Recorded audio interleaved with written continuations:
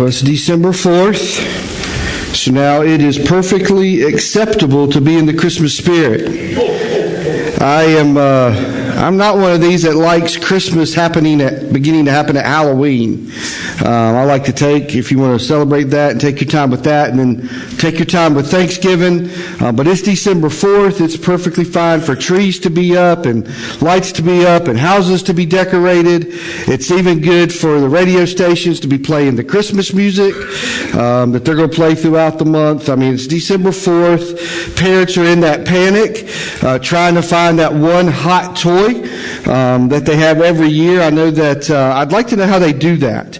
Every year there's one hot toy, and they make 50 of them, and all the parents in America want them for their little kid. And so I don't know how the marketing works with that, of how your toy gets to be the hot toy that year.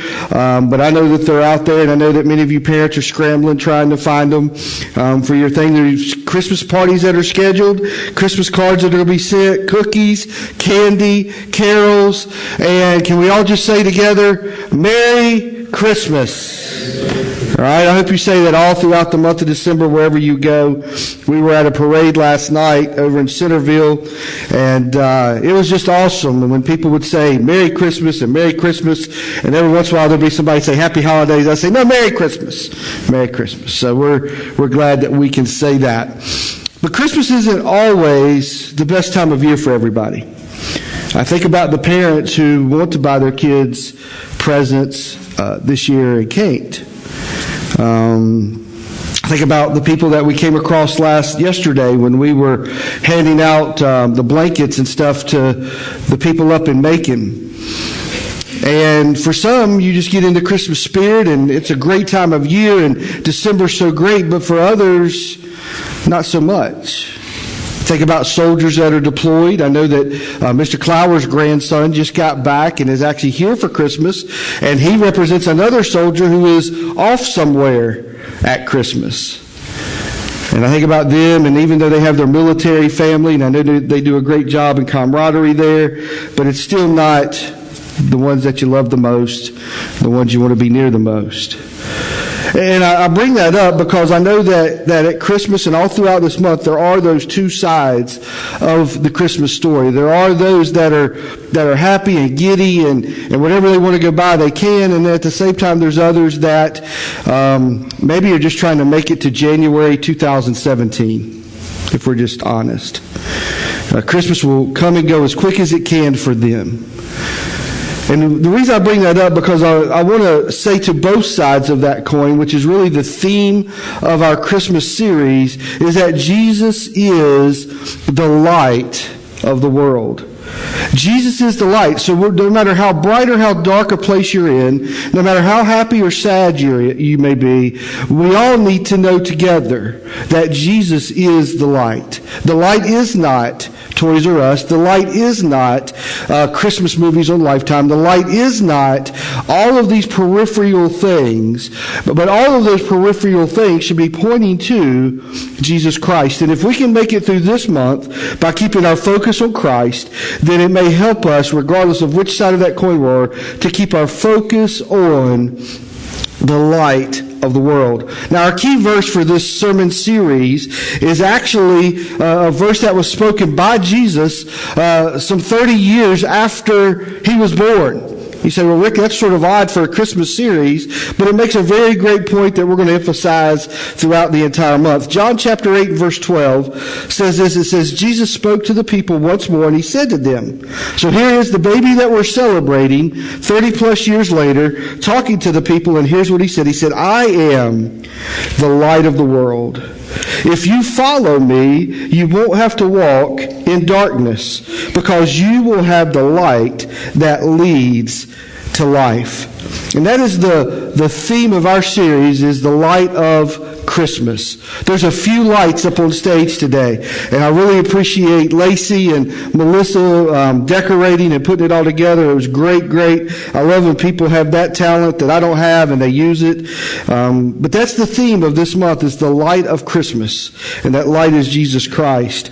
Matt Chandler says to better appreciate the light, we have to better understand the darkness. So if most of us have passed science class, have we not? we know that what is darkness? What is the definition of darkness? The absence of light, right? And so as we go into this Christmas series, if we want to better understand the light, we have to better understand the darkness that is around us. It's sort of this idea of I've got good news and I've got bad news. I don't know if you've ever been in that position. I have a couple of different times in my life where somebody comes in and says, hey, I got good news and I got bad news. The bad news is the company's laying off. The good news is you're not in this cut. The bad news is there was a wreck. The good news is nobody's been hurt. Just the fact that somebody says there's good news emphasizes the point that somewhere there's some bad news. And so we need to understand that even though Jesus Christ is the light of the world, and that is good news to us, that it does point to the fact that there's some bad news. And so today I just want to lay some groundwork for us as we go into this series. I want to emphasize to us the good news of who Christ is, but I also want to be honest with ourselves that it does point to some bad news.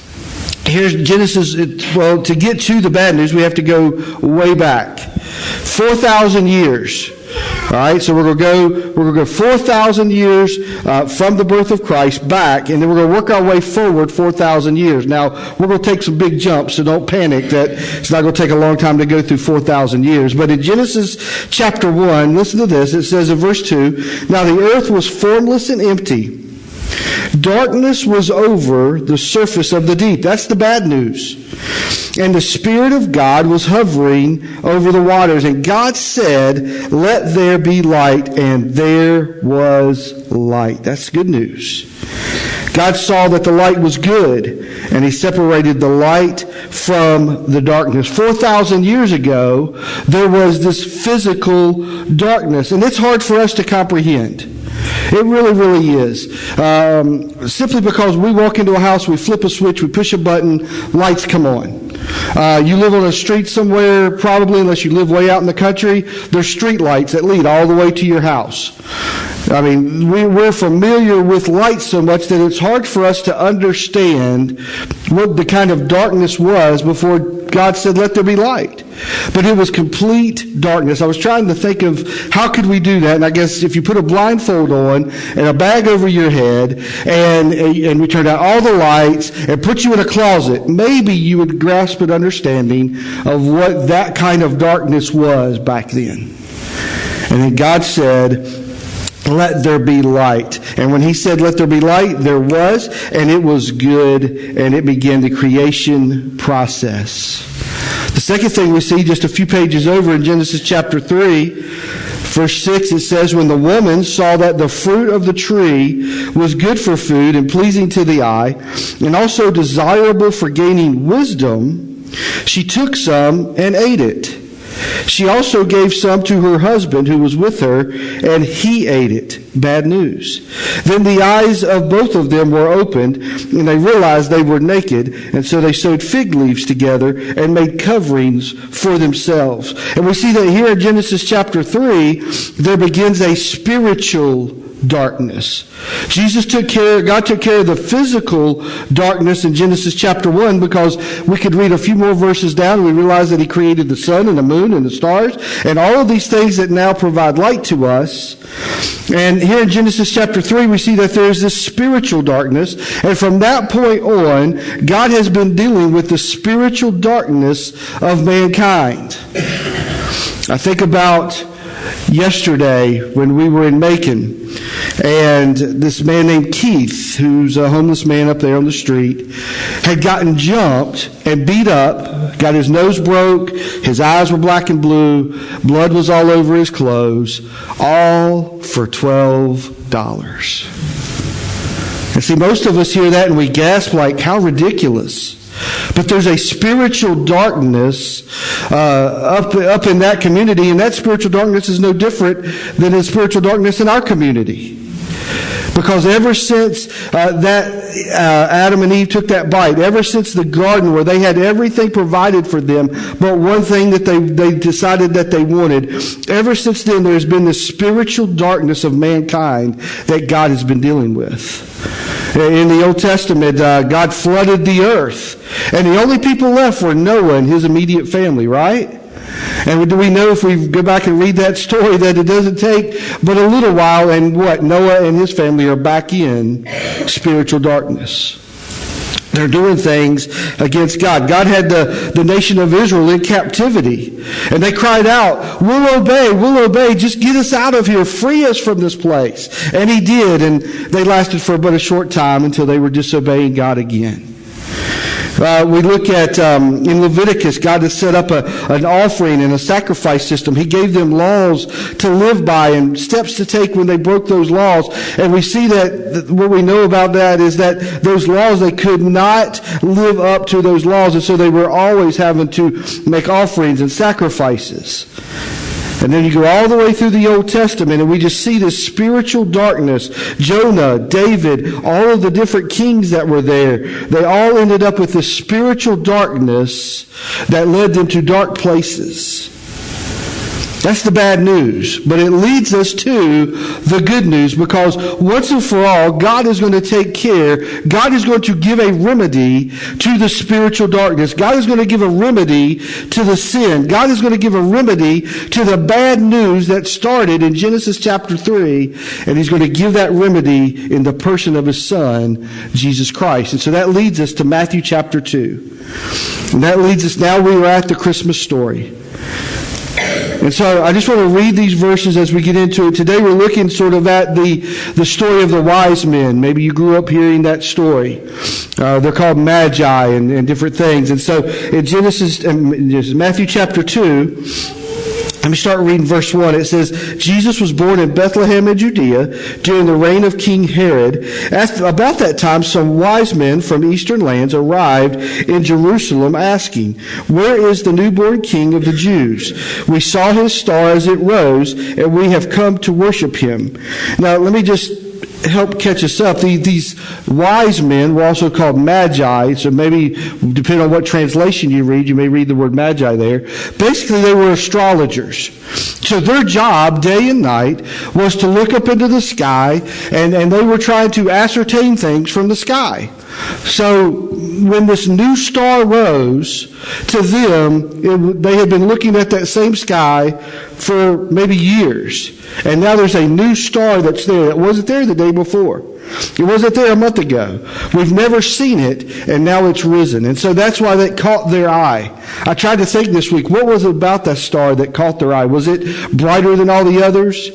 Was it blinking? Was it Morse code or something? I mean, what caught their eye when they looked up into the sky and saw the stars and realized that there's something new, there's something about this star? And then one of the things I realized is that star was moving. Now again, most of us have passed science class. I'm not sure what grade level they teach this in now. But we realize that the stars don't move, right? The earth is moving, which gives us the appearance that everything else is moving. But it's really us that are moving. And so for years, these astrologers had looked up and they're always noticing things, and they're always trying to make decisions, or not decisions, but trying to make assertions about, because this is this, then this is this. And so they see this new star, they see it rise, it catches their attention, and they begin to notice it, and they begin to follow it. Verse 3 says, King Herod was deeply disturbed when he heard this, as was everyone in Jerusalem. He called a meeting of the leading priests and teachers of religious law and asked, where is the Messiah supposed to be born? Verse 5 says, in Bethlehem in Judea, they said, for this is what the prophet wrote. And you, O Bethlehem, in the land of Judea, are not least among the ruling cities of Judea. For a ruler will come from you, who will be the shepherd for my people, Israel. Verse 7, then Herod called for a private meeting with the wise men, and he learned from them the time when the star first appeared. See, they noticed it. And then he told them, go to Bethlehem and search carefully for the child, and when you find him, come back and tell me, so that I will go and worship him too. After this interview, the wise men went their way, and the star that they had seen in the east guided them to Bethlehem. It went ahead of them. It was moving. It went ahead of them, and then it stopped over the place where the child was. When they saw the star, they were filled with joy. They entered the house and saw the child with his mother Mary, and they bowed down and worshipped him. Then they opened their treasure chest and gave him gifts of gold, frankincense, and myrrh. There's three things I want us to notice about the star today. Three things I want us to notice about that star that rose up, that star that led them, that star that stopped exactly where it needed to be, and that star that led these wise men to the Messiah. The first thing I want us to know is that the star led them where they needed to go. Now think with me, who created that star? God. Thank you. I'm like, let's go back. God created the star. Who placed the star? God. Thank you. And who moved the star? God. Okay, we have to think that. And so God created the star. He placed it where it needed to be. He moved it to where it would go to lead the wise men, to lead the Magi, to lead them to where Christ was. And you know, that star led the wise men to where they could come and find the Messiah. The solution to mankind's problem. The solution, the light to mankind's darkness. The star created by God led them to that. And it's the same thing today. Today, the solution to our spiritual darkness, it's not in a song and it's not in a gift. The solution to our spiritual darkness is in the person of Jesus Christ. That's the solution to our spiritual darkness. That's the solution to the darkness that goes on around us.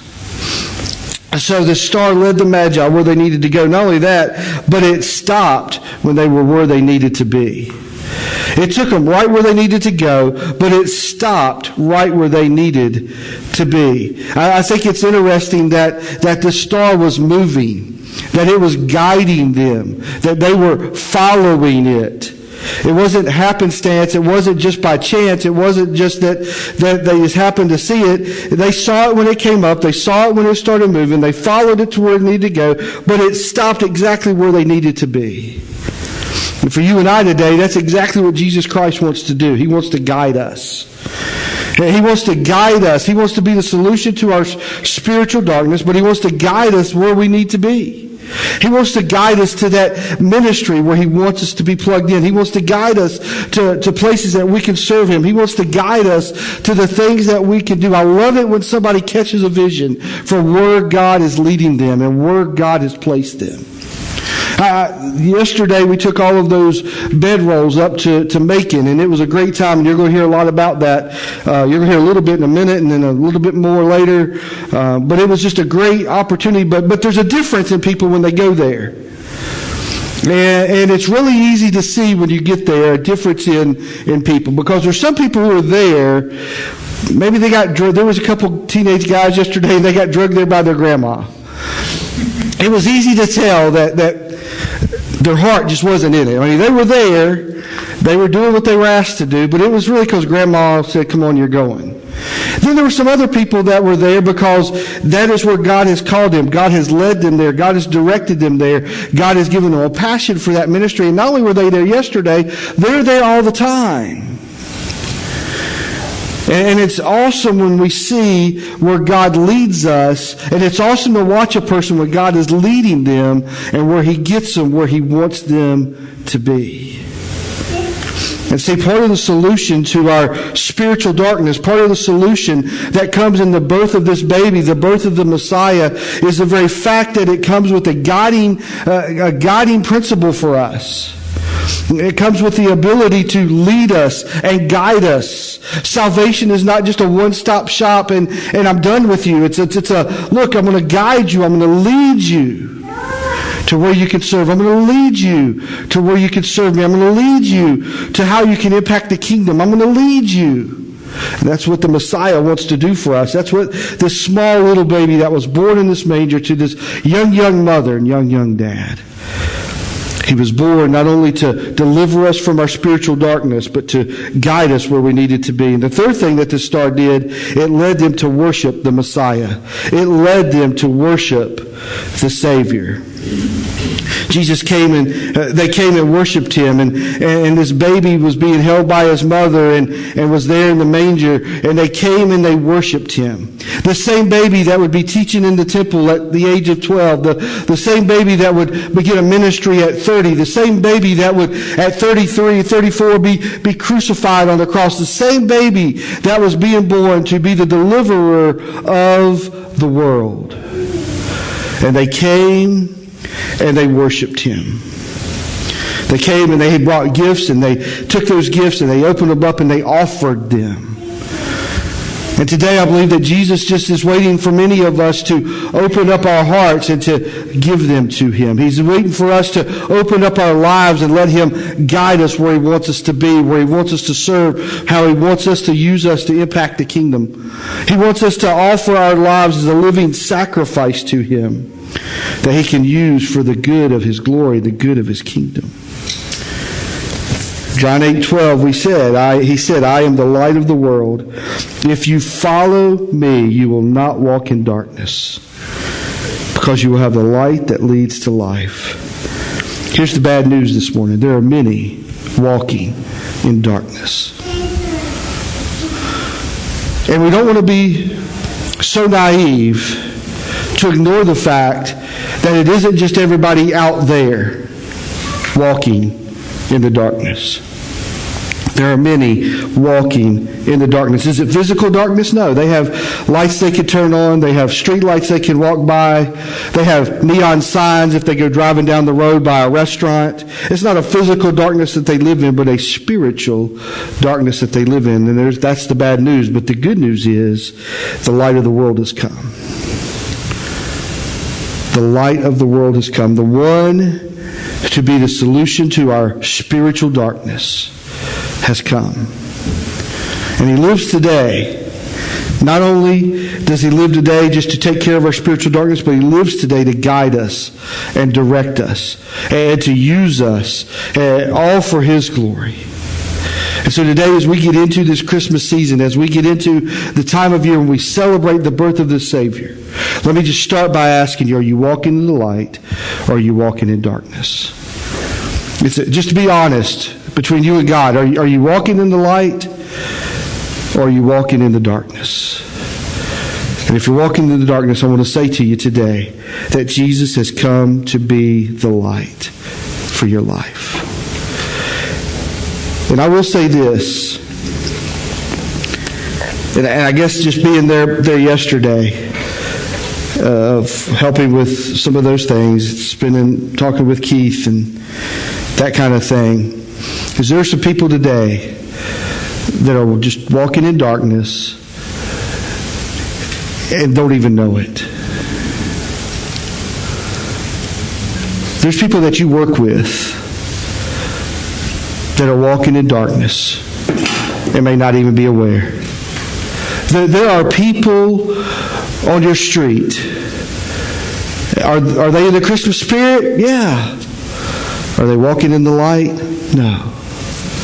Christmas is one of those times of year where, as a believer, you have an incredible opportunity. You have an incredible opportunity to invite those people, your coworkers, your neighbors, your family, to church. And there's a lot of times when they'll tell you no. There's a lot of weeks out of the year they'll tell you no.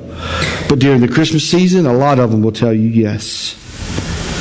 A lot of them will say, yeah, we'll go. We do a candlelight service. We're going to do it on December 18th. It's always a great time. We have a special part for kids. They love it. We have a special time of singing. We love it. I mean, it's just a great service. It's a great time. And 51 weeks out of the year, your neighbor may tell you, no, I won't go. But that 1 week for a candlelight service at Christmas, they may very well tell you, yes, we'll come. So I want to emphasize to you to be praying and looking around and asking God to direct you, to guide you to those folks that you could invite to church to worship with you this month of December. Who is it in your life? Is it a family member? Is it a neighbor? Could be a coworker? Somebody that you know that you could invite to come with you this season. Jesus is the light of the world. He is the light of Christmas. And regardless of how bright or how dark a place you may be in today, I just want you to know He is the light of the world. Let's pray.